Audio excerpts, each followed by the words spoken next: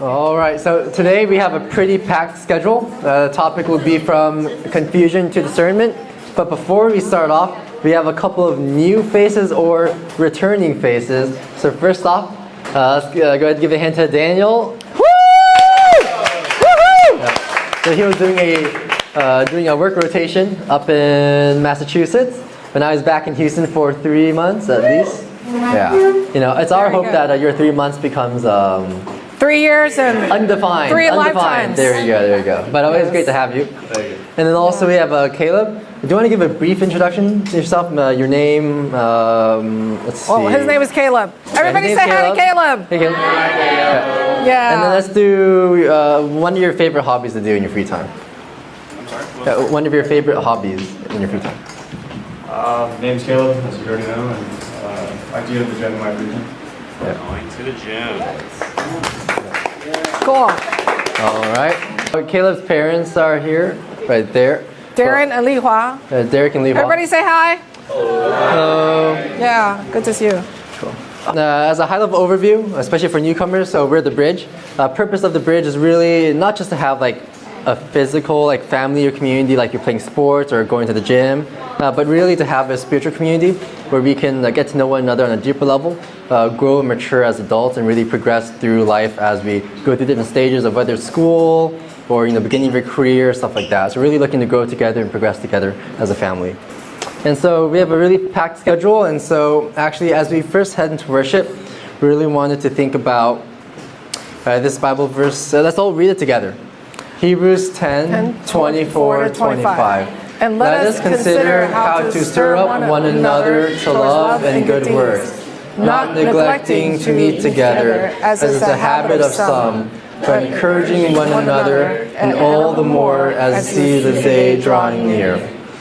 What this basically talks about is like when we think about worshiping, a lot of it here in the community, we want to worship together as a family, as a community, and we should always remember that there's something special about being a community of family believers who meets together, who says hi to each other, gets to know one another, and is able to worship our God together too. So actually on that note, let's go ahead and stand up. Let's not get too tired from lunch. Let's say hi to each other. Then to one other person, tell each other what's one thing that you're thankful for this past week.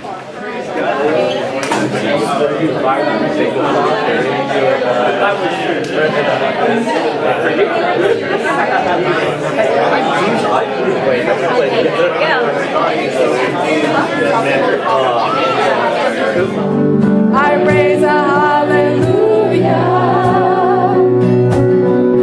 Heaven comes to fight for me. Amen. But for the time being, perhaps we're struggling with the confusion and the chaos that comes from not knowing you well enough, not knowing your will, not understanding your love, and perhaps not living in your love. Longing just to bring something that's of worth that will bless your heart. All right, let's talk about the topic. The topic is, let's read together, from confusion to discernment. Okay, what's the connection? Let's think about it this afternoon. But first of all, how many of you had an opportunity? If you're coming in late, you can still participate. But the question is, what are some areas of confusion your table came up with, and what would the confusion look like in real life? So confusion happens at any time, perhaps without even warning. So this morning, for example, when we came to this room, there was confusion. You know why? Our stuff was missing. Like we had a whole box up there, our sign, the sign that you saw outside, all that was missing. We're like, whoa, what happened? And so we started texting. It was like, oh, maybe it's here. Did someone take it? There was an event here last night, and so all these little confusion was taking place for a good 20 minutes. And then, praise God, we found it. It was in storage next door. But anyway, we don't know how it got there. It's still a little confusing, but we're glad we have our stuff. So life can be confusing. I'm going to the dentist tomorrow, and I'm dreading it. You know why? Not just the drilling, but I have to deal with insurance, right? Once you go to the dentist, you come back and it's very confusing because you get this EOB and it's anything but clear. And then you're trying to figure out what's the coverage and the, deduction. It's very confusing to me. But this is life, right? So what are some things that you guys talked about in your table at your table that could be confusing for life? So our table, some of us were a little confused As about to the question. Okay. But I think we got there at the end. So there were a couple things that we said. There's like direction in life. There's like relationships. Relationships, very confusing. It can be very confusing, especially when it's not clear. Right? When the boundaries aren't clear, the relationship can be very confusing, or the roles are not clear. Yeah. Anything else? Yeah, and then Indy was talking about whether to lift like 35 weights or 25 weights. So that's just decision making. But I think in general, just pile them all on, Indy. There's no confusion. Just stick them all on. Yes. But I think in general, we were saying that with a lot of confusion comes a lot of procrastination and like a lack of moving. So confusion can look like procrastination. Yeah. Very good. Okay. No, but kind of echoing what Angeline said, I think biggest area of confusion that I've experienced at least is kind of that direction. Yes. Just wondering like where I want to be permanently, and knowing that at some point I probably should make a decision sooner rather than later, so I can lay down roots and become fully invested in one area. Very good, very good. And there's career choices, there's family choices, but ultimately my prayer for you is that you would make a choice where you grow spiritually and kind of like the epicenter of everything else, right? Very good. Okay, we can pass it down this way. I'm confusing about like different character. I need to like how to say Character as in people? like student and Okay. somebody my mom's son. I need to need to spend a lot of time to how to say it on different character. Your roles. Are you Yeah, talking about your different yes, roles? my role. Like, am I a son right now, or am I a Yeah. friend, or am I, Yes. yes, yeah. And that, I mean, all of us right now, we wear different hats. And I don't know how to right? prioritize this kind The of different role. roles. Yes. Yeah. So And that could be very confusing if you don't understand the purpose for your life, right? And sometimes, and that's what we're going to talk about today. Hey, anything to add, Caleb? Confusions. Don't recall much from my table, but I think for me it was just like school, like, primarily, like college. Yeah. Yeah, school. Okay. Like whether to finish, where to go, what classes to take, what major. Yeah. Yeah. Stuff like that. Yeah. Okay. Well, anybody else over here in this corner? I'll just add on like Yeah. direction. I think just that's an area of like confusion for Okay. myself. Direction. Yeah, I think it would separate those I two. see, There we okay. go. Yes. Yeah, just like direction, like where do I need to be in life? Like, Okay. values and alignment. Like Very good. I'm hearing a common theme here, and the common theme is direction, right? Would you all agree? It just seems like this is kind of like a general theme. And it could be our stage in life as young adults, but I will tell you, every stage in life, you're hitting a new question of your direction for your life. Like, is this it? Like, and then you get married, it's like, okay, what's the direction now? And so there is a problem of confusion. And let's talk about what is the source of confusion. In order to understand what confusion looks like and why do we have confusion, you have to think about, well, where does it come from? Okay? What causes people to be confused? What do you think? I'm going to ask you that as you take one and pass it on. Okay. Take one and pass it on. No cheating. Okay, so there's like a right side up. There's a bridge for your right. There's a thing for your nose. Okay, go ahead and there's a wedge for your nose. Here's the question. There is a answer that is somewhere at your seat. Now, you're all going to have to work together as a group. There is a question, and the question is, what is something you could pick up or do or consume? Wait, I know what it is. Work together. Work together. Have an opinion and work together. Don't peek.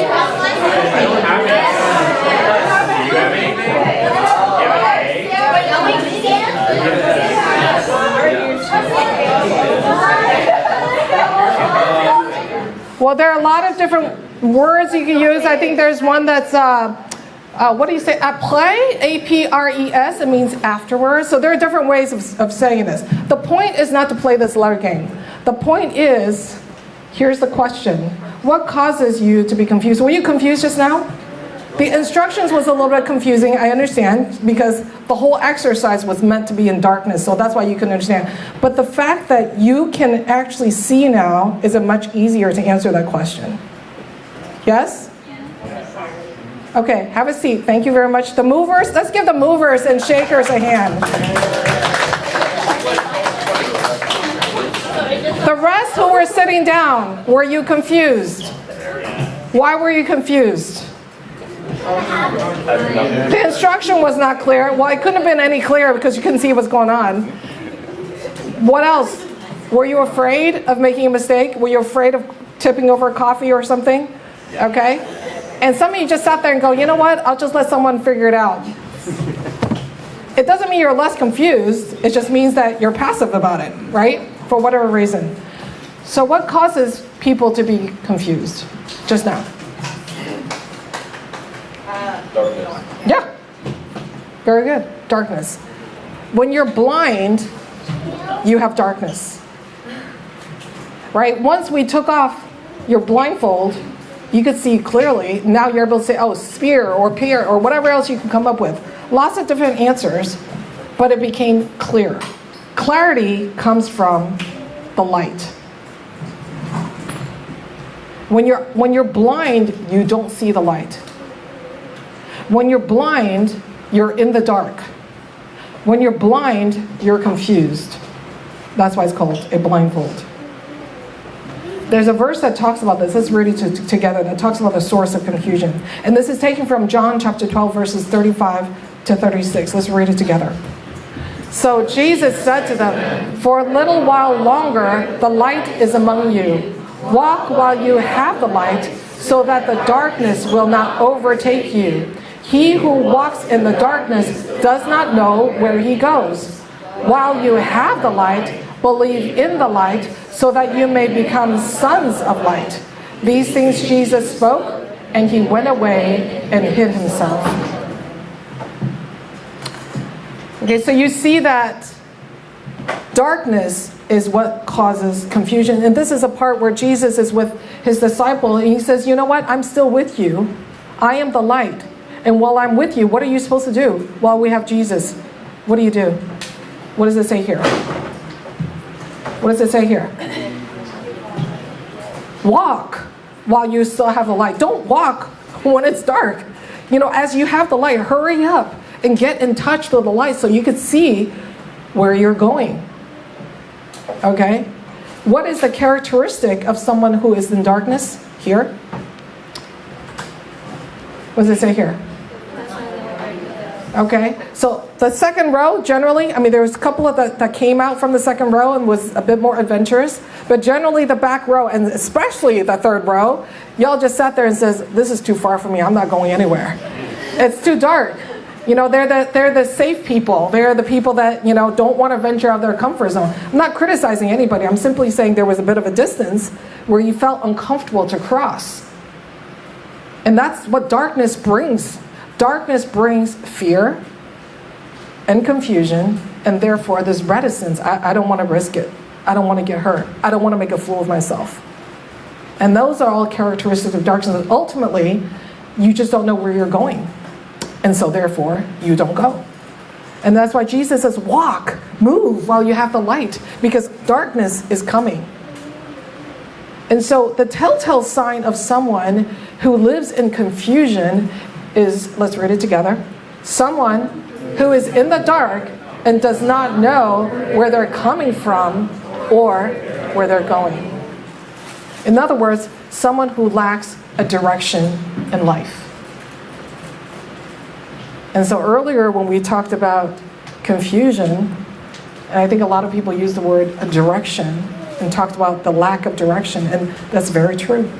We're hitting it right on the nose. The biggest telltale sign of someone who is in the dark is someone who has lost their way or does not know where they're coming from or where they're going. They simply lack direction in life. And the question for us this morning is that you? Do you know where you're coming from? Do you know where you are right now? And do you know where you need to go? And that sense of direction, once there's clarity, it will give you an understanding. Your choices will become easier. Your decisions will become more and more clear. But that begins with walking in the light. And so the question is, do any of these things describe you? And we use checklists so that we can come out of darkness and into the light and begin to own up to some of the things. At least we know where we are right now. Okay, so let's go through these questions. Are you unclear about the purpose of your life and why you're even here on earth? If that describes you, you can go ahead and think about sharing it later on. Or if someone asked me where life comes from or when it begins, I wouldn't be able to explain it. Or I don't tend to think about the ultimate meaning of my life. I just live from day to day. Or when I watch a movie, I don't tend to pick out the lies that the movie contains, and I don't contrast it to the truth. Or I don't struggle with seeing sensuous or violent images or videos or movies. I don't struggle with it. It's kind of I just look at it. Nor do I think about the consequence of continuous exposure to these things. And this is a big one for the world that we live in today. Number 6, when I see a statement in social media about life's meaning or see an opinion about an issue, I don't stop to think about whether it's true or not and whether it's backed up by verifiable facts. Number 7, I don't like to talk about my problems to anyone or at any time because I feel like it's none of other people's business. Number 8, I just want peace. So I tend to avoid internal reasonings or external conversations with other people that would lead to a discussion or resolution over controversial issues. In other words, as soon as you suspect or think that something's going to be controversial, you stop talking or engaging. Number 9, I rarely or I never pray for God's will to be accomplished in my life, either because I don't believe or because I'm afraid of His will clashing with mine.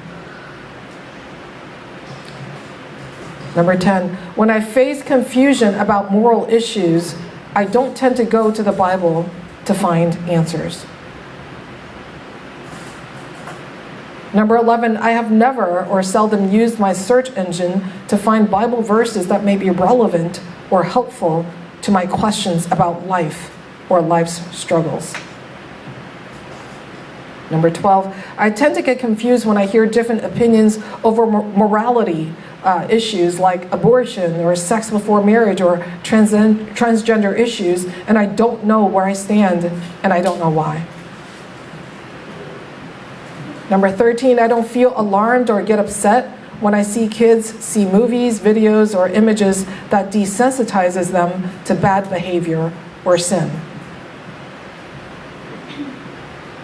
Number 14, when I get confused about issues, I tend to just let it pass without thinking through what is right, because trying to work it out just gives me a headache. Number 15, I don't tend to look for wise counsel when I'm in a rut or stuck on an issue. I just don't have a habit of looking for it, or I don't think I need it. There's a pack full of lists here, huh? Yeah, we don't necessarily, our goal is not necessary today to resolve all the issues here, but this is really more about being confused about life's issues or the direction of life and some of the symptoms or some of the characteristics that kind of come with being in the dark about certain things. And so I'll give you some time to absorb it. Triads. Go to your cohorts. It should be 3-3-3. We kind of set up the chairs with 3-3. It's 2 or 3 people. Get together and share with them. Do some of these fit you and where you are? And again, there's no wrong answer in terms of where you are. It's just your answer. And the whole goal of being transparent is just to be able to be free about owning up to where you are, because if you don't know where you are right now, you don't know where you're supposed to go. And that's the whole point of today's exercise here. Okay, so go ahead and share with your cohorts. And also, do you agree that these are signs of confusion or being in the dark? All right, go ahead. Do you all agree that these all describe in one way or another signs of confusion? Yes? Nod. Shake, nod, yes? Okay. Are there any here that you feel doesn't really fit in this list? Okay. How many of you raised your hands for number 1? Okay. 2. When you get confused about any of these ones, or you live in some sort of a confusion continuously, what's the consequence of being confused? If you don't know where you stand, you can't make a decision or act. Okay. Like what you're going to do. Very good. You can't do anything. Yeah, so confusion comes with it in indecisiveness. If you continuously live in an area, like a gray area that expands, so it becomes hard to distinguish like absolute white versus absolute black. Okay, kind of along the line of indecisiveness, you kind of stay in the gray, and it's almost like you don't know where you stand on certain issue because you keep blurring the lines, and the lines, the more you blur it, it's kind of like, you know, when you try to redefine something with a pencil that we don't usually draw anymore, but you know, nowadays people don't draw or write as much with a pen, but let's say if you want to redefine something, and the more you draw it, what happens to that line? What happens to the line when you keep trying to redefine it? It gets thicker and thicker, right? There are more and more lines. There's a Chinese saying, 越描越黑, okay? It means the more you draw it, the blacker it gets. You're trying to redefine it, but it just makes it thicker and more bold. And in some ways, you're kind of just blurring the lines even more as you try to, you know, every attempt with it. And that's kind of the idea that if you're constantly trying not to decide what the issues are, the more you will not be able to decide and the more confused you will be. In other words, indecisiveness will lead to more confusion. The answer is we really do need discernment. Discernment is what will resolve our confusion. But it doesn't happen just like that, right? Earlier, you were confused because you had the blindfold on. And then we got clarity when you took the blindfold off. It was a very simple swipe of the hand, and all of a sudden you could see. But spiritually, it's not that simple. For spiritual discernment, it begins with spiritual eyesight. So physically, you can literally take off your blindfold and see. But spiritually, how in the world do you take off your spiritual blindfold? In that sense, we're kind of helpless, right? And so there's 2 stories about 2 blind men that were healed by Jesus. And there were 2 different interactions with Jesus, but they both got healed. Let's look at these stories and kind of pick out from them what God is saying to us today. Let's read. First, let's read this verse, review it again, and then we'll look at the 2 verses, okay? Or the 2 stories. So first of all, what do we see here? What is the answer for getting discernment? What do you need to do? Let's read that. Believe in the light and become children of light. You see that? Jesus says, while you have the light, believe in the light so that you may become children of light. In other words, believe comes first, and then you can become. So say it with me. Believe and become. Believe in what? The light, so that you can become children of light. It's in that order. You believe first so that you can become. Now let's unpack that and see what that looks like. But before that, I want to show you something very interesting in this passage.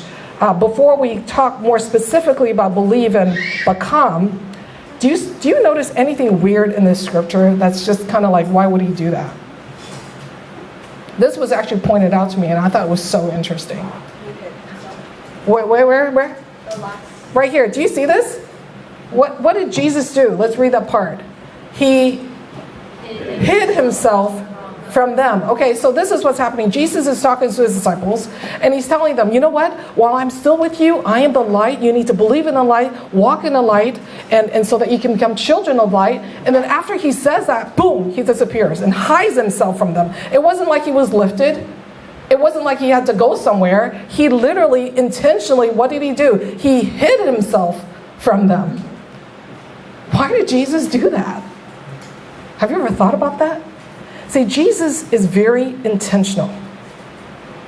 This is why you and I need to be intentional, okay?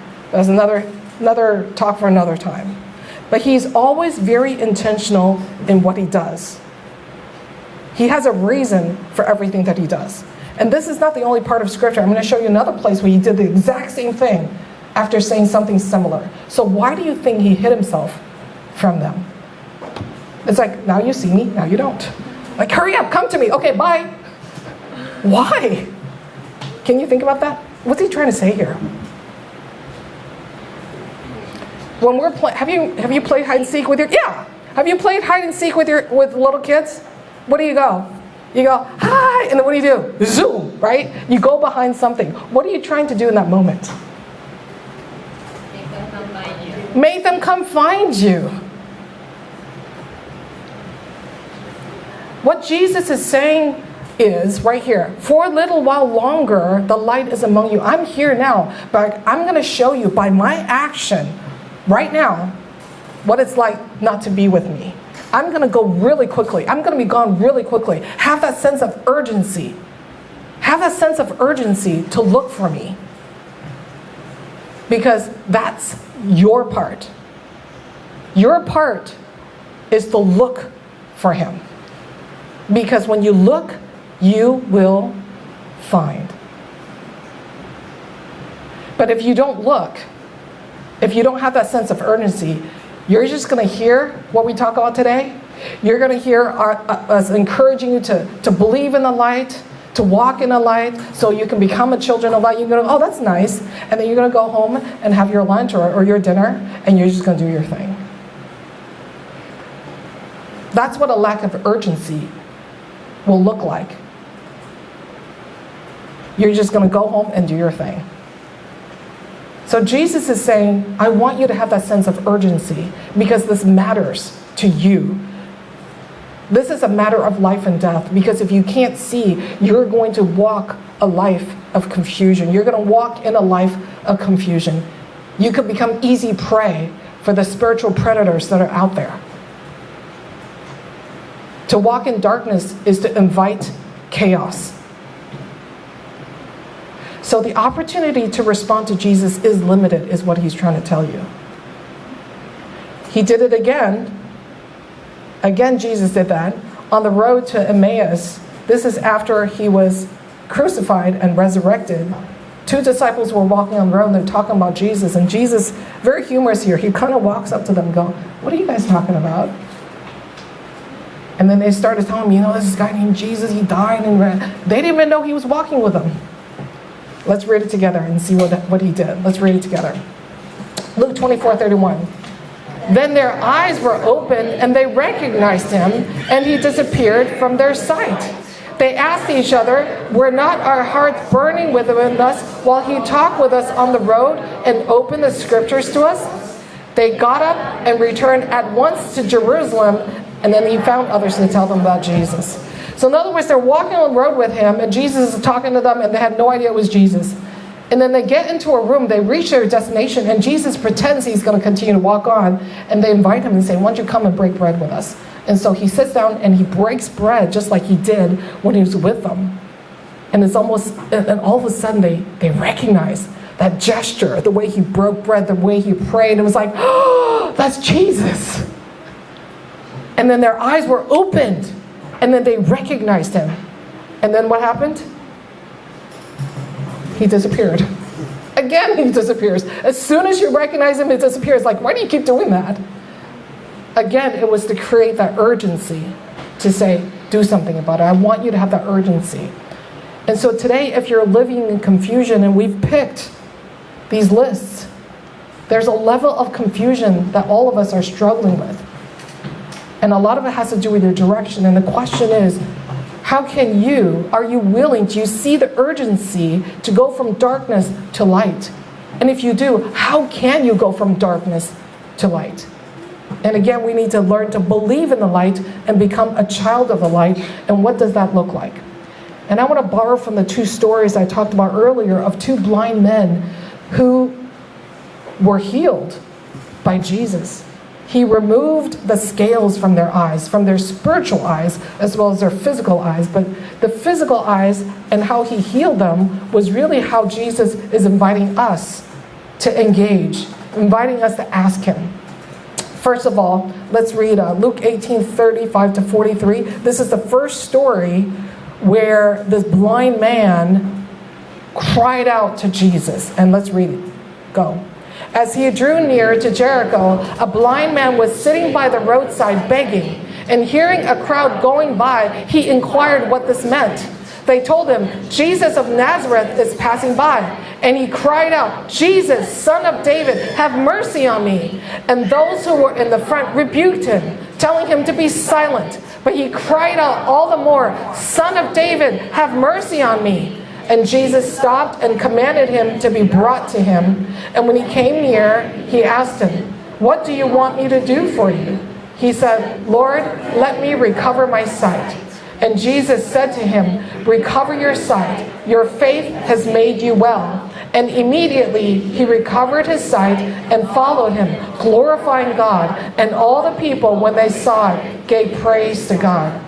So there's this scene of someone who's just on the roadside and he's hearing all this commotion, and then he hears Jesus passing by, and he just got up and said, Jesus, heal me. Jesus, Jesus. And people are like, just be quiet. You're making a fool of yourself. Now, this is a picture of urgency. Us, we who tend to be a little more thin-skinned, it's easy for someone like me to just say, you know what, I'll wait for a later opportunity. That's what a lack of urgency looks like. I don't want to make a fool of myself. I don't want people to yell at me. I don't want to disturb other people. But he saw the urgency. He saw the opportunity. And so the invitation is to believe in the light by asking. So let me ask you this question. Have you ever asked Jesus to open the eyes of your heart? If you remember a story that Luke told a while back, he was talking to this young man, and this young man says, you know, I don't know if I could believe in Jesus. And he invited him and says, why don't you ask for Jesus to show himself to you? And then a couple of hours later, this young man texted Luke and said, I just saw a vision of Jesus. I believe. I believe. This was years back. And then later on, he brought his family to Christ as well. So I want to invite you, if you've never done that, ask him, Lord, open my eyes. Help me to see you. That's the kind of prayer that God will answer. But you have to feel the urgency. And secondly, how do you become a child of the light? There's another story here. Another blind man. This time he didn't ask, but he did something differently. Let's read it together. John chapter 9, verses 1-6. As he went along, he saw a man blind from birth. His disciples asked him, Rabbi, who sinned, this man or his parents, that he was born blind? Neither this man nor his parents sinned, said Jesus, but this happened so that the works of God might be displayed in him. As long as it is day, we must do the works of him who sent me. Night is coming when no one can work. While I am the world, I am light of the world. After saying this, he spit on the ground, made some mud with saliva, and put it on the man's eyes. Go, he told him, wash in the pool of Siloam. The word means sent. So the man went and washed and came home seeing. You see a very different picture, right? Same blindness, but what did this man do differently? How was the healing? How did the healing take place in this particular time? Saliva. Oh, yes, with saliva. Okay. First time, no saliva. Second time with saliva. Weird methods, right? I mean, we're like, ooh, is that sanitary? But that's not the point here. The point is, Jesus asked him to do something, and what did he do? He did it. In other words, in this particular scenario, healing comes from becoming a child of God by obeying. So we become a child of God by obeying. Jesus says, if you love me, you will obey me. That's how a child shows, and I'm not talking about like young adults, but like when you're a child, you show you love your parents by obeying them. But when you become older, you're gonna need more discernment, and there's more of a dialogue at that point. But ultimately, as children of God, we want to learn how to become a child of God by obeying. So in other words, we believe in the light by asking for our eyes to be open, and then we become a child of the light by obeying. Obedience is something that you have to really grow in your faith in. I remember when we were still living in New Jersey, we were struggling with our meaning for life. I was struggling with my direction for life. I didn't know what to do. I was working at the DA's office, New York City prosecutor. I had my plan to be for the rest of my life, right? I had my plan all worked out. I was going to be a prosecutor, a defense attorney, and then become a judge. And then I was going to hang out my own shingle and earn lots and lots of money because all these immigrants were coming to New York City and they sure need a prosecutor, right? Or not prosecutor, someone who could litigate. And so I had all that experience I was going to accumulate and then be very rich. That was my plan for my life. But something was really missing. I felt like it was so empty. It was like the American dream was really just a dream. So we started to pray, Lord, what is your direction for our lives? Because we had all these choices, but we just felt so confused. Like you just go to church on Sundays, on weekdays you live your life. That's not all there is. Where is this amazing God that we hear about? And God says, it's not that I'm ordinary. He says, your faith is too ordinary. He says, I want you to obey me. And so eventually he led us to sell our house, to quit our jobs, and move overseas. Now, I'm not saying we all need to do that in order to experience God, but that's what we ended up doing. We obeyed. And there were all these miracles that took place. If you look at the poster behind you, the 7 stages of spiritual growth, that's what we experience when we obey God.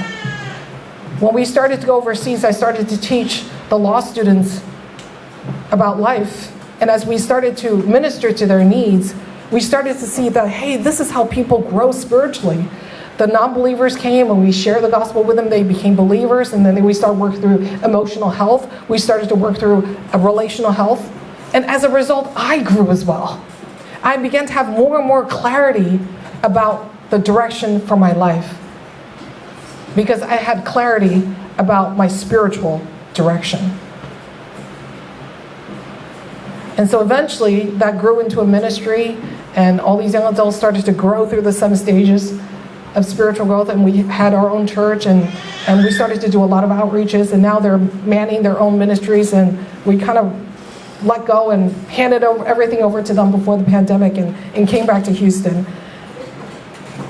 And now we're here with you guys, starting a bridge here again. And we have the Liz's and what we call the MITs, Ministers in Training, right? Sammy's a part of that. We're all learning. Many of them are learning how to grow spiritually and to help each other to grow spiritually. This is what gives meaning to life. This is what gives clarity. And out of that comes the clarity for everything else.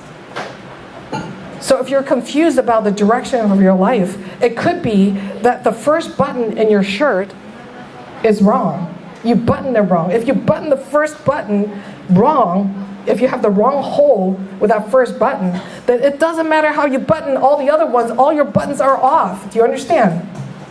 So your first button, your relationship with God has to be right first. And that begins with having your eyes open to see where you are and how much you need God. So that's the invitation today.